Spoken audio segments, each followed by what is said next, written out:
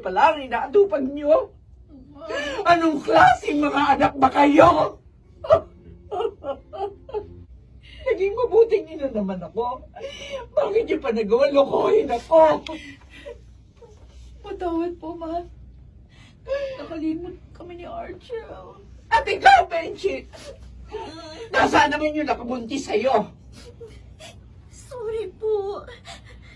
Hindi po niya ako pwedeng panagutan. At bakit hindi? Nasaan siya? May asawa na po siya. At bumalik na po siya sa kinaroroonan ng kanyang pamilya. Walang hiyap ka? Maya! Maya! Magsusumpa si Bechi! Isa ka pa! Mga walang hiya kayo! Kawawa ka naman. Pinapaniwala ka lang pala ng mga anak mo sa isang kasinungalingan. O paano na ngayon ang kanilang pag-aaral? Pareho silang hihinto. Palagi ka na lang ganyan pag sweldo mo. Kaya konti na lang yung nabibigay mo sa akin. Buti nga, binibigyan pa kita eh. Ama! Ano? Alalahanin mo, Almira, hindi tayo kasal. Kaya wag mo akong sinasakal. Walang yaka! Walang yaka! Tumigil ka! Pagkatapos ng lahat, ganyan na sasabihin mo sa akin?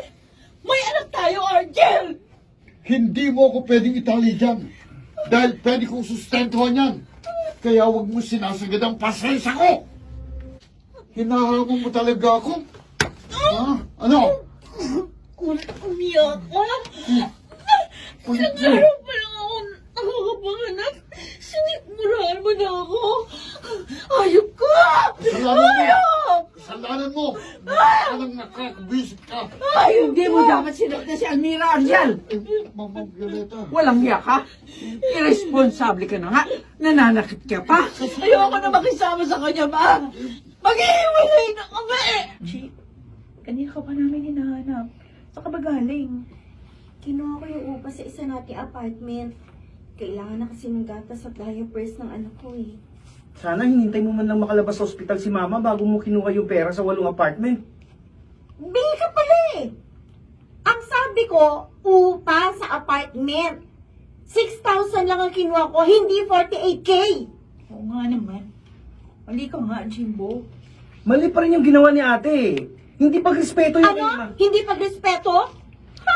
Kumusalita ka para may respeto ka kay mama. Di ba nga, hindi ka graduate? Kaya siya hinimatay?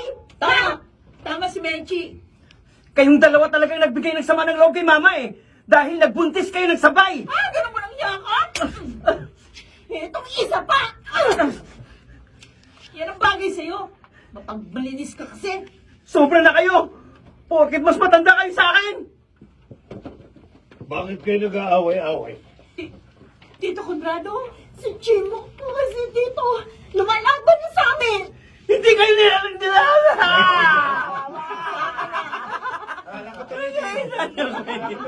Hindi ko kayo nilalabanan. Ako ang sinaktan nyo eh. Wala akong kakampihan sa inyo.